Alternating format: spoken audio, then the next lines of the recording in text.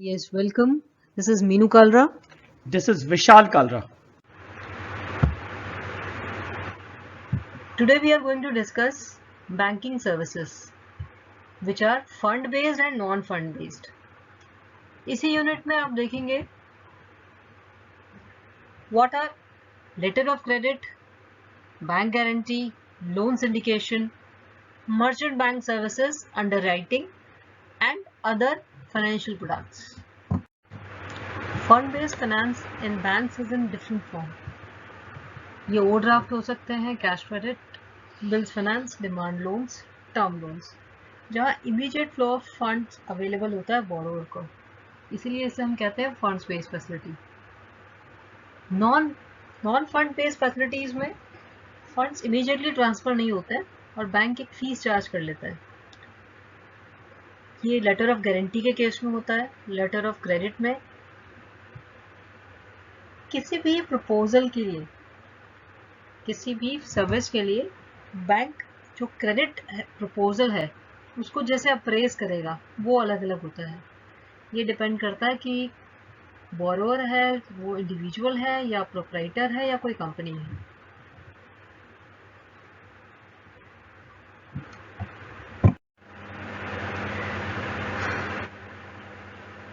Overdraft means allowing the customer to draw cheques over and above credit balance in his account. Bank का जो balance होता है, businessman जो balance रखता है, उस बैलेंस से ज़्यादा वो विड्रॉ नहीं कर सकता। लेकिन ओवरड्राफ्ट के केस में कस्टमर को अलाउ किया जाता है कि वो अपने बैलेंस से भी ज़्यादा का चेक काट के दे दे। करंट अकाउंट के केस में बिजनेसमैन को ये फैसिलिटी दी जाती है और एक्सेप्शनल केसेस में सेविंग बैंक अकाउंट को भी ये फैसिलिटी ओवरड्रा करवाया जाता है। इसमें rate of interest higher charge किया जाता है, लेकिन वो डेली के जो बैलेंसेस होते हैं उसके ऊपर चार्ज होता है। It's repayable on demand. Overdraft को हम दो तरीके से समझ सकते हैं। वन इज टेम्पररी ओवरड्राफ्ट और clean overdraft. Second is secured overdraft. Temporary overdraft जो है that is based on that is allowed purely on personal credit of the party. It is for the party to meet some urgent commitments on rare occasions. कभी once in a blue moon आपको इसकी ज़रूरत पड़ी और आपको वो temporarily allow कर दिया गया। ये personal credit पे allow होता है। जबकि secured overdraft में there is a certain limit against some tangible security like bank deposits, LIC, NSCs, इसके अगेंस्ट आप सिक्योर्ड ओवरड्राफ्ट लेते हैं। सिक्योर्ड ओवरड्राफ्ट बहुत पॉपुलर है क्योंकि इसकी जो ऑपरेटिंग कॉस्ट है वो कम होती है, सिंपल एप्लीकेशन होती है और डॉक्यूमेंट की फॉर्मेलिटीज भी कम होती है। कैश क्रेडिट की हम जब बात करते हैं, cash credit is a running account just like a current account. यहाँ पर जो डेबिट बैलेंस है वो एक सैंक्शन लिमिट तक दिया जाता है, या ये डिसाइड होता है based on stock holding of the firm और business whichever is less. Sanction की जो लिमिट है वो जनरली 1 साल तक होती है।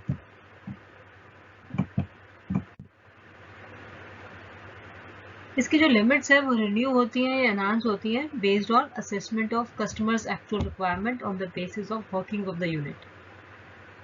फर्म या कंपनी कैसे काम कर रही है और कस्टमर्स की एक्चुअल रिक्वायरमेंट क्या है, इसके बेसिस पे ये लिमिट, कैश क्रेडिट लिमिट बढ़ाई या घटाई जाती है।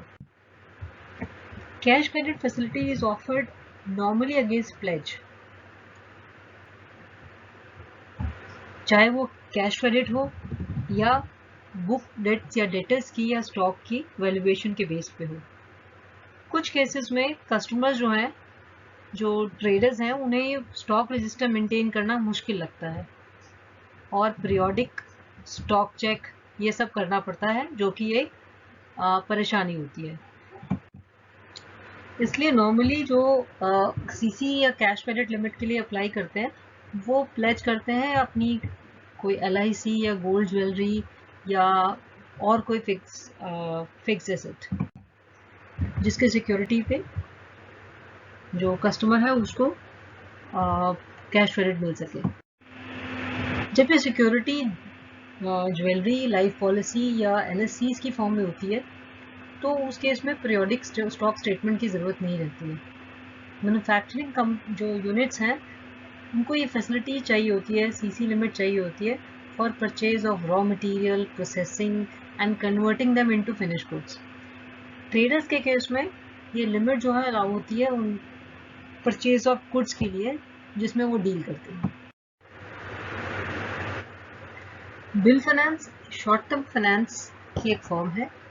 ये सेल्फ लिक्विडेटिंग फाइनेंस है। डिमांड बिल परचेज किए जाते हैं और यूसेंस बिल जो है वो डिस्काउंट किए जाते हैं बैंक के द्वारा। ये लेटर ऑफ क्रेडिट के अंडर जो बिल ड्रॉ किए जाते हैं they are negotiated by the bank. इनका फायदा ये है कि जो सेलर है उसको इमीडिएट मनी मिल जाती है फ्रॉम बैंक, एंड जो परचेज है या जो डिस्काउंट है या नेगोशिएशन है वो बैंक करता है according to type of bill. Demand bill documentary भी हो सकता है और क्लीन भी हो सकता है। यूजुअली बैंक एक्सेप्ट करते हैं डॉक्यूमेंट्री बिल परचेज के लिए, लेकिन क्लीन बिल की परचेज को सिर्फ उन्हीं पार्टी से परमिट किया जाता है जिनका रिकॉर्ड ठीक हो। इसके ऊपर बेस्ड है आपकी सैंक्शन लिमिट।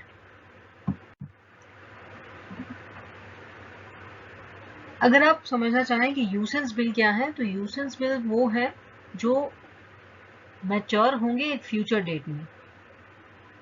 ये डॉक्यूमेंट्री यूसेंस बिल जो है वो डिलीवरी अगेंस्ट पेमेंट भी हो सकते हैं और डिलीवरी अगेंस्ट एक्सेप्टेंस भी।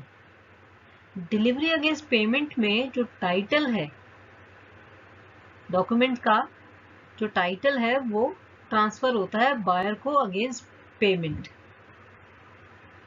जबकि डिलीवरी अगेंस्ट एक्सेप्टेंस में जो टाइटल है वो डिलीवर होता है अगेंस्ट एक्सेप्टेंस ऑफ बिल। जो बैंकर है वो कंसिडर करता है कि बोरोवर की क्रेडिट वर्थिनेस क्या है और साथ ही साथ ड्रॉई की जो बिल एक्सेप्ट कर रहा है उसकी क्या क्रेडिट वर्थिनेस है, ताकि बिल जो है वो टाइम पे क्लियर हो जाए। जो डिमांड लोन्स हैं उनमें लोन जो है वो सिक्योर्ड है और रीपेबल ऑन डिमांड है। डिमांड लोन दिए जाते हैं against marking lien on bank's own fixed deposits. किसी और बैंक के नहीं, बैंक के अपने जो एफडीज होते हैं उसके अगेंस्ट आप लोन ले सकते हैं। अपनी एलआईसी पॉलिसीज की सरेंडर वैल्यू के अगेंस्ट आप लोन ले सकते हैं। नेशनल सेविंग सर्टिफिकेट्स के अगेंस्ट ले सकते हैं। ये जो लोन्स हैं इनको ग्रेजुअली आपको पे करना होता है, इनकी मंथली, क्वार्टरली, हाफ ईयरली या लमसम में पे करके आप उनको चुकाते हैं। इनको आप बंद कर सकते हैं अपनी सिक्योरिटी की मैच्योरिटी के प्रोसीड्स के साथ और भी।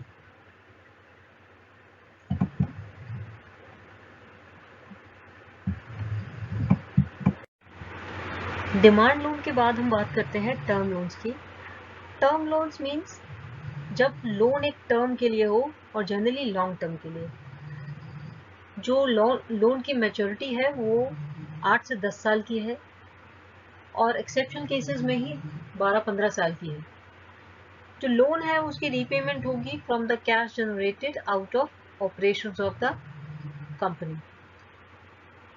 टर्म लोन देने से पहले बैंक जो है वो अप्रेजल करता है बोरोवर का और उस प्रोजेक्ट का।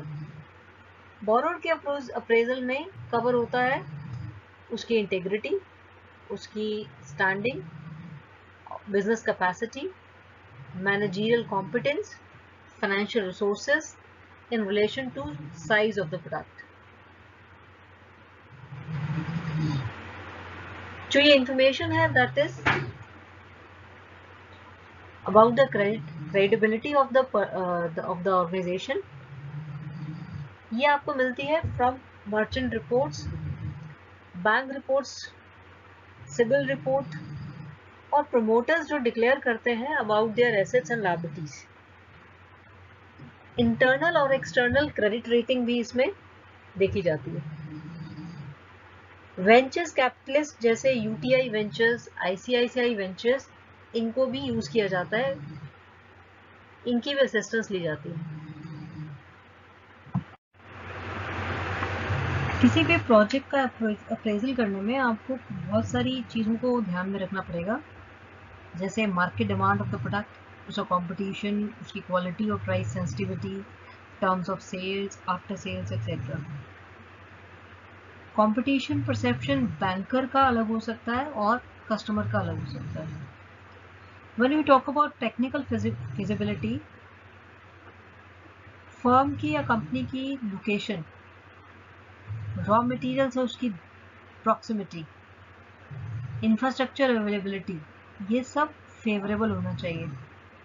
प्रोडक्शन प्रोसेस कंटेम्प्रेरी होना चाहिए, स्पेयर पार्ट्स इजीली अवेलेबल होना चाहिए। वर्किंग कैपिटल की जो फाइनेंस है उसका अरेंजमेंट होना चाहिए, ब्रेक इवन पॉइंट्स डिस्कस होने चाहिए।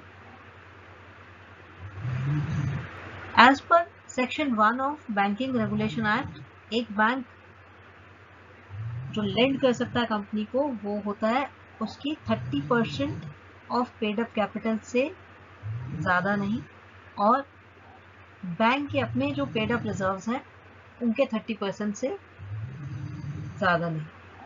मीन्स इन दोनों में से जो कम हो उतना ही बैंक जो है वो टर्म लोन सैंक्शन कर सकता है।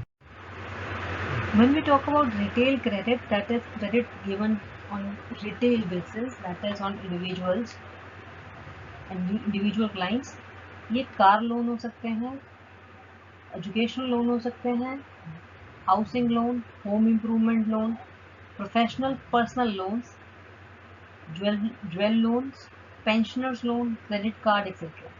इसमें आप केवाईसी की फॉर्मेलिटीज़ कंप्लीट करेंगे, जिसमें प्रूफ ऑफ आइडेंटिटी और प्रूफ ऑफ एड्रेस आता है। ये फर्स्ट स्टेप है आइडेंटिफिकेशन का। उसके बाद वेरिफिकेशन करेंगे उनकी डिटेल्स को from SB saving bank passbook और स्टेटमेंट ऑफ अकाउंट जो वो जमा कराते हैं। अगर कोई एम्प्लॉयड पर्सन है तो लोन जो वो लेता है तो जनरली लोन कंसिडर किया जाता है कंफर्म्ड एम्प्लॉयज़ का। इसके साथ साथ एम्प्लॉयर्स का एनओसी या नो ऑब्जेक्शन सर्टिफिकेट या सैलरी सर्टिफिकेट की भी एक रिक्वायरमेंट रहती है। अगर आप सेल्फ एम्प्लॉयड हैं तो आपको लोन मिलेगा on the basis of IT return of last 2 to 3 years, और इसको भी वेरीफाई किया जाएगा ताकि आपकी रीपेमेंट की जो कैपेसिटी है उसको असेस किया जा सके। No due certificates from existing bankers, CIBIL report is also the requirement to be checked for retail loans. Next is leasing finance. Lease क्या होता है? लीज एक कॉन्ट्रैक्ट होता है लेसर और लेसी के बीच, ओनर और यूजर के बीच। लीज कई तरह की होती है, operating lease, finance lease. Lease agreement में जो ओनर है वो पे करता है सप्लायर को जो कि डिलीवर करता है यूजर को वो प्रोडक्ट।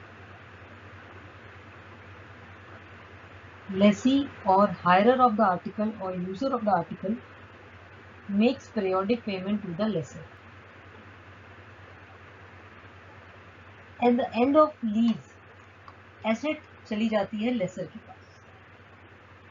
बैंक इंडिया में फाइनेंस करते हैं इन एक्टिविटीज को, लीजिंग कंपनी की एक्टिविटीज को, in form of giving them overdraft, cash credit, demand loans against fully paid machineries or equipments by hypothecation of security.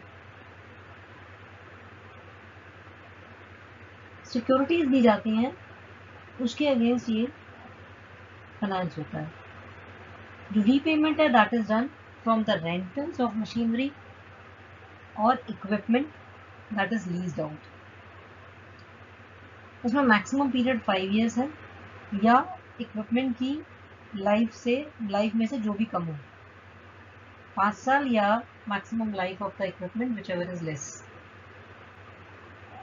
Bank को allow होता है कि वो एसेट्स की पीरियोडिक इंस्पेक्शन कर सके। ये लीज कॉन्ट्रैक्ट जो हैं वो प्रोडक्टिव पर्पस के लिए होते हैं, कंज्यूमर ड्यूरेबल्स के लिए नहीं। Hire purchase finance, the transactions are very much similar to leasing transactions. In this type of agreement, at the end of the period, the hirer has options either to return the asset to the leasing company while terminating the agreement or purchase the asset upon terms set out in the agreement.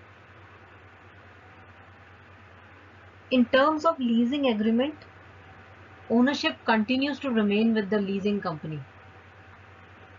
Since hire purchase finance takes place predominantly in automobile sector, banks have started direct finance to transport operators as the nature of advance being classified as priority sector lending.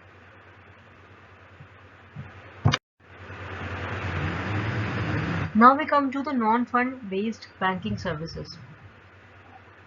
Credit facilities given by the bank where actual bank funds are not involved are termed as non-fund based facilities. यहाँ funds transfer नहीं हो रहे हैं immediately. Bank is providing the facilities in the form of letter of credit, guarantees, co-acceptance of bills, deferred payment guarantees, or in the form of units. Above facilities are also simultaneously sanctioned by banks while sanctioning other fund-based credit limits. Co-acceptance of bills or deferred payments guarantees are generally required for acquiring plant and machinery and may technically be taken as a substitute for term loan, which would require detailed appraisal of the borrower, needs and financial position in the same manner as in the case of any other term loan. RBI की guidelines हैं non-fund based facilities पे, which are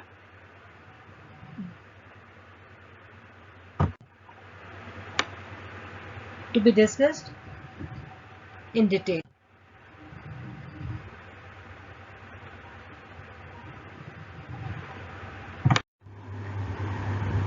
Bank provides open letter of credit for their customers who enjoy credit facilities with them. जो customers credit facilities avail कर रहे हैं उनको ही letter of credit दिया जाता है। जो सिर्फ करंट अकाउंट मेंटेन कर रहे हैं और कोई क्रेडिट लिमिट अवेल नहीं कर रहे हैं, those customers are not given any letter of credit facilities. अगर कस्टमर रिक्वेस्ट करता है for letter of credit, then it should be scrutinized to establish the genuine need of the customer.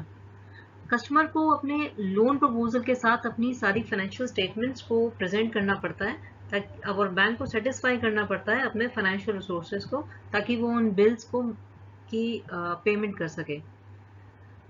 Where a customer is enjoying credit facilities with other banks and he is approaching to your bank for sanctioning letter of credit, then the reason should be clearly stated कि वो किन reason की वजह से आपको approach कर रहा है. बैंक जब लेटर ऑफ क्रेडिट दे रहा है तो उस केस में वो रेफरेंस के लिए कह सकता है एग्जिस्टिंग बैंकर को कि वो रेफर करे कि इस कस्टमर को लेटर ऑफ क्रेडिट दिया जाना चाहिए.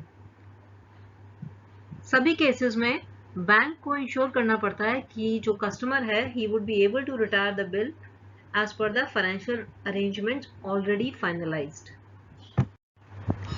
Next is guarantees. Guarantees की जो conditions हैं वो similar हैं जो कि letter of credit में बैंक देता है. Guarantee के केस में guarantee जो है isolation में नहीं दी जाती है, sanction नहीं होती है. Financial guarantees देने के समय बैंक देखता है कि customer उस position में होगा कि वो उसको रीइंबर्स कर सके इन केस गारंटी इन्वोक होती है और बैंक को पेमेंट करनी पड़ती है. परफॉर्मेंस गारंटी में बैंक उन्हीं कस्टमर्स को गारंटी देता है इनके साथ उसका सफिशिएंट एक्सपीरियंस होता है और वो सेटिस्फाई होता है कि कस्टमर को नेसेसरी एक्सपीरियंस है रिक्वायर्ड एक्सपीरियंस है ताकि वो अपनी ऑब्लिगेशंस को पूरा कर सके और कोई डिफॉल्ट ना हो। As a rule shorter maturity या छोटी पीरियड के लिए गारंटीज दी जाती हैं। 10 साल से ज़्यादा पीरियड के लिए गारंटी नहीं दी जाती है। बैंक जब गारंटी इशू करता है तो वो देखता है कि क्या वो कस्टमर जो है वो दूसरे बैंक के साथ भी क्रेडिट फैसिलिटीज अवेल कर रहा है। अगर ऐसा है तो वो गारंटी नहीं देता है। नेक्स्ट इज को एक्सेप्टेंस ऑफ बिल। अगर बैंक जो है वो को एक्सेप्टेंस देता है बिल की, तो बैंक को उस कस्टमर का अप्रेजल ध्यान से करना होता है कि उसने सारी रिक्वायरमेंट्स पूरी की हैं या नहीं। जब कस्टमर की नीड्स की जेन्युइननेस को लेकर बैंक पूरी तरह से सेटिस्फाइड हो जाता है, तभी वो अपने एक्सेप्टेंस देता है। और जो कस्टमर्स बैंक के साथ दूसरी लिमिट्स में इंजॉय कर रहे होते हैं, उन्हें ही सिर्फ ये फैसिलिटी प्रोवाइड की जाती है। Only genuine trade bill should be को एक्सेप्टेड बाय द बैंक। और ये देखना होता है कि जो गुड्स इस को एक्सेप्टेंस बिल के अंदर आ रही हैं वो एक्चुअली में रिसीव होती हैं स्टॉक अकाउंट ऑफ बोरोवर में। यानी बोरोवर जब स्टॉक रिसीव करता है, इसकी एंट्री को, इसके रिकॉर्ड को चेक करना होता है और उसके जो इनवॉइसेस हैं उनको भी वेरीफाई करना होता है कि ये जो इनवॉइसेस हैं वो ओवर वैल्यूएशन ऑफ स्टॉक ना दिखा रहे हैं। Along with this, bank has to consider that it is not extending its co-acceptance when the group concerns are drawing bills on one another. 2 lakh के बिल से ज्यादा अगर एक सिंगल पार्टी से लिया गया है तो उस केस में बैंक एक्सेप्टिंग बिल बैंक के साथ से एक रिटन कंफर्मेशन लेता है उसके कंट्रोलिंग ऑफिसर से। अगर इन सभी बिल्स की जो एक्सेप्टेंस दी गई है और को एक्सेप्टेड है with other banks, if they exceed ₹20 lakhs from a single borrower और group of borrowers, then head office के अप्रूवल की भी जरूरत रहती है। Banks are not supposed to co accept the bills under buyers line of credit schemes of financial institutions like IDBI, SIDBI, PFC etcetera. Same way NBFCs के bill के साथ भी बैंक्स को एक्सेप्ट नहीं कर सकते और ना ही SIDBI स्कीम के अंदर भी they can do this. However, banks may co-accept the bills under seller's line of credit schemes for bill discounting operated by financial institutions. Loan syndication is the process of involving a group of lenders in funding various portion of a loan for a single borrower. एक single borrower के loan के लिए जब group of lenders एक साथ आते हैं तो वो लोन सिंडिकेशन है। ऐसा तब होता है जब जो लोन का अमाउंट है वो इतना बड़ा है कि सिंगल लेंडर उसको पूरा नहीं करना चाहता, एंड उस केस में भी जब वो लेंडर के रिस्क एक्सपोजर लेवल से ज़्यादा हो, उस समय एक सिंडिकेट बनाना पड़ता है जिसमें मल्टीपल लेंडर्स जुड़ते हैं और रिक्वायर्ड लोन या कैपिटल प्रोवाइड करते हैं। In this agreement between lending parties and loan recipients often need to be manage by a corporate risk manager. Risk manager का काम होता है कि मिसअंडरस्टैंडिंग्स कोई हैं उनको दूर कर दे और कॉन्ट्रैक्चुअल ऑब्लिगेशन को पूरा करवाने में हेल्प करे। प्राइमरी लेंडर इस केस में ड्यू डिलिजेंस करवाता है, मीन सारे फाइनेंशियल रिक्वायरमेंट्स को वो देखता है ताकि कोई भी जो चीज़ है, कोई भी ओवरसाइट जो है वो कॉर्पोरेट कॉस्ट्स को बढ़ा ना सके। कंपनी का जो लीगल काउंसिल है वो भी इसके अंदर लोन की जो टर्म्स एंड कंडीशंस है या लेंडर की ऑब्लिगेशंस है उनको फाइनलाइज करने में सपोर्ट करता है। Loan syndication is often used in corporate financing. Companies के केस में, मर्जर्स, एक्विजिशन, बायआउट के केस में लोन सिंडिकेशन की रिक्वायरमेंट रहती है। Loan syndication allows only any one lender to provide a large loan while maintaining a more prudent and manageable credit exposure. because the associated risks are shared with other lenders. Each lender's liability is limited to their respective share of loan interest. Generally speaking, with the exception of collateral requirement, most terms are uniform among lenders. Collateral assignments are generally assigned to different assets of the borrower for each lender. There is only one loan agreement for the entire syndicate.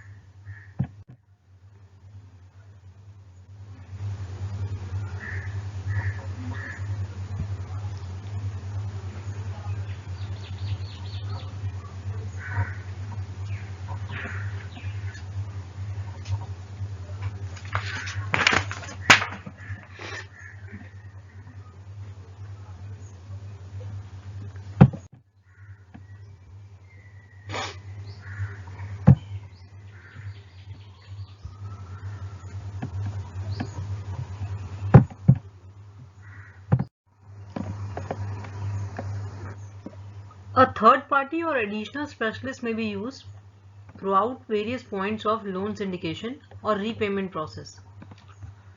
ये सब इसलिए ज़रूरी होता है कि हम किसी third party को इन्वॉल्व करते हैं ताकि लोन सिंडिकेशन के डिफरेंट एस्पेक्ट्स को कवर किया जा सके. इसमें रिपोर्टिंग भी होती है, मॉनिटरिंग भी होती है. लोन सिंडिकेशन में बहुत ज़्यादा फीस चार्ज की जाती है बिकॉज इसकी वास्ट रिपोर्टिंग और कोऑर्डिनेशन की वजह से. फीस 10% ऑफ लोन कैपिटल जितनी भी हो सकती है. Merchant banking may be defined as skill-oriented professional service provided by merchant banks.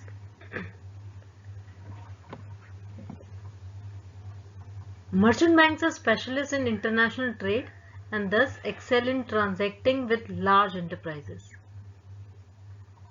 What is a merchant bank? Merchant bank is a company that conducts underwriting, loan services, financial advising and fundraising services for large corporations and high net worth individuals. Unlike retail or commercial banks, merchant banks do not provide services to the general public. They do not provide regular banking service like checking accounts or do not take deposits. Merchant banks banking का काम नहीं कर रहे हैं, banking services, regular banking service नहीं provide कर रहे हैं.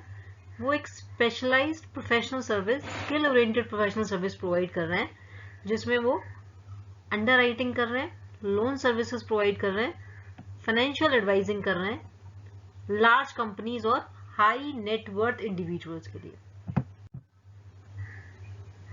These banks are experts and they are specialists in dealing with multinational corporations. For example, JB Morgan's, Goldman Sachs and Citigroup. Merchant banks versus investment banks. Merchant banks are using more creative forms of financing. ये उन companies के साथ काम करते हैं जो इतनी बड़ी नहीं है कि वो अपने इशू को आईपीओ की फॉर्म में पब्लिक के सामने ला सके. मर्चेंट बैंक्स हेल्प करते हैं बड़ी कॉरपोरेशंस को अपने सिक्योरिटीज को इश्यू करने में थ्रू प्राइवेट प्लेसमेंट. इसमें रेगुलेटरी डिस्क्लोजर इतना ज़्यादा नहीं है और इसको बेचा जाता है, प्रोवाइड करवाया जाता है सोफिस्टिकेटेड इन्वेस्टर्स को. जहाँ तक इन्वेस्टमेंट बैंकर्स की बात है, ये अंडरराइट करते हैं, सिक्योरिटीज को सेल करते हैं जनरल पब्लिक को थ्रू आईपीओ. बैंक के क्लाइंट्स इतने बड़े कॉरपोरेशंस हैं जो कि पैसा और टाइम दोनों लगा सकते हैं जो कि इन सिक्योरिटीज को रजिस्टर करवाने में लगता है. इन्वेस्टमेंट बैंक्स एडवाइजरी सर्विसेज भी प्रोवाइड करते हैं जिसमें मर्जर और एक्विजिशन होता है. Mergers are when two companies are merging into one, and acquisition is when one is acquiring the another company. And इस तरह की जो इसके साथ साथ इन्वेस्टमेंट रिसर्च वो करते हैं वो भी अपने क्लाइंट्स को प्रोवाइड करते हैं. मर्चेंट बैंक्स फीस चार्ज करते हैं और इन्वेस्टमेंट बैंक जो हैं उनकी जो सोर्स ऑफ इनकम है that is two types. One is collection of fees and second is they are getting funds also and उस पे वो इनकम अर्न करते हैं इन फॉर्म ऑफ इंटरेस्ट. कंपनी चाहे कैसे भी अपनी सिक्योरिटी इशू करे, कुछ मिनिमम डिस्क्लोजर रिक्वायरमेंट्स होते हैं अपने इन्वेस्टर्स को बताने के लिए, चाहे वो आईपीओ हो चाहे प्राइवेटली प्लेसमेंट हो. कंपनी का एक ऑडिट होता है जो कि बाहर की एक फर्म करती है जिसमें वो अपनी ओपिनियन प्रोवाइड करती है about the financial statements. Financial statements के ऊपर जो उसकी ओपिनियन है उसके ऊपर बेस्ड होता है इन्वेस्टर्स का डिसीजन. इन्वेस्टर इस डिसीजन को यूज करते हैं to find out the risk and potential rewards of buying those securities. What is underwriting? Underwriting is a process through which an individual or institution takes on financial risk for a fee. The risk most typically involves in case of loans, insurance or investment. The person who is taking that risk is called underwriters. Underwriters इस financial risk को की degree को assess करते हैं, calculate करते हैं.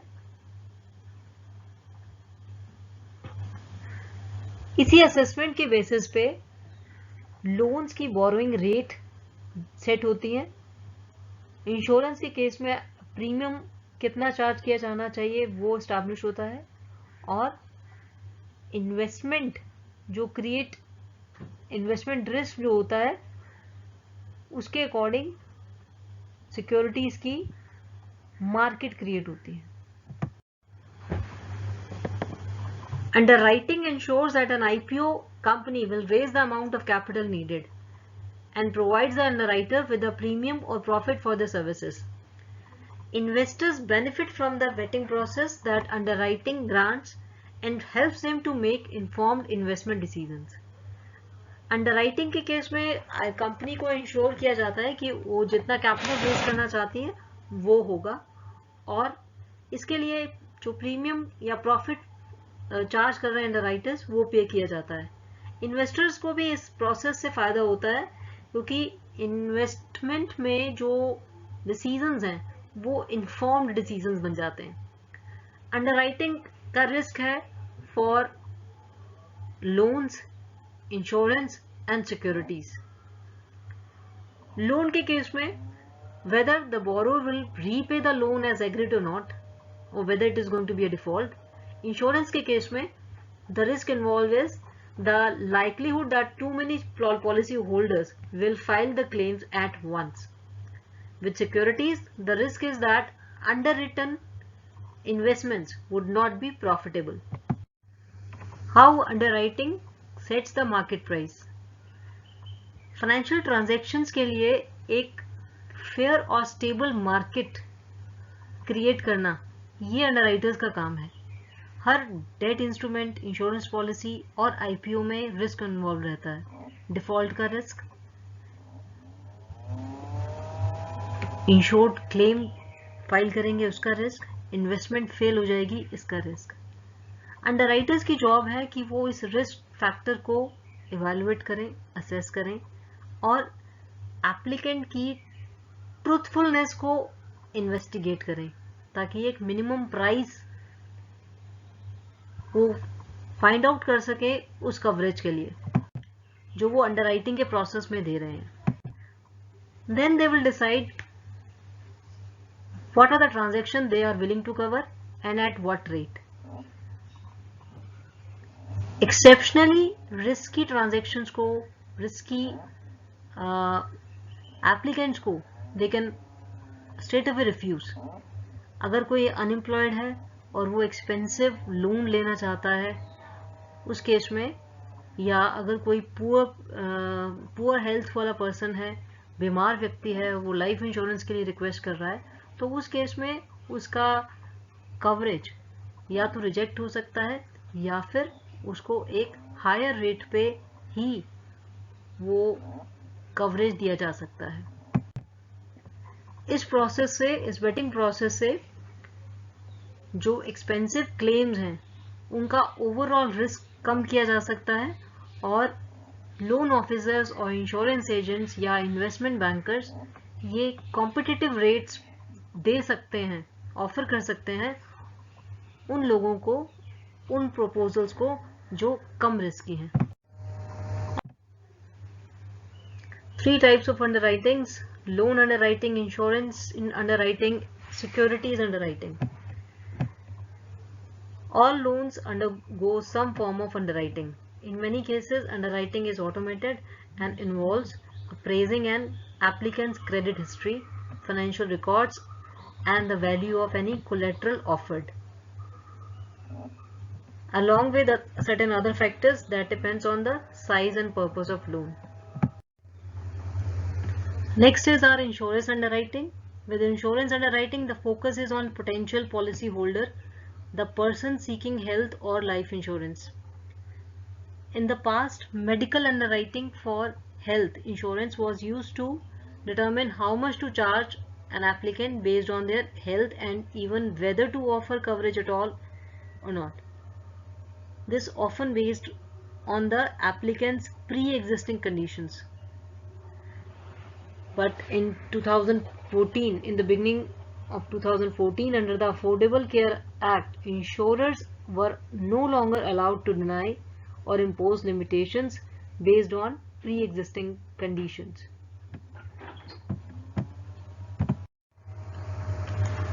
In case of securities underwriting, underwriting ensures that IPO company will raise the amount of capital and provides the underwriter with the premium or profit for their service. Underwriting से ही ensure होता है कि IPO जो है वो IPO company वो अपना capital पूरा रेज कर लेगी और अंडरराइटर्स को इसके लिए प्रीमियम दिया जाता है। ये इन्वेस्टर्स के लिए बेनिफिशियल है और इन्वेस्टमेंट बैंकर्स के लिए बेनिफिशियल है जो कि अपने क्लाइंट के बिहाफ पे इस इशू को सपोर्ट करते हैं। Underwriting in the financial market can involve individual stocks as well as debt securities, including government, corporate, and municipal bonds.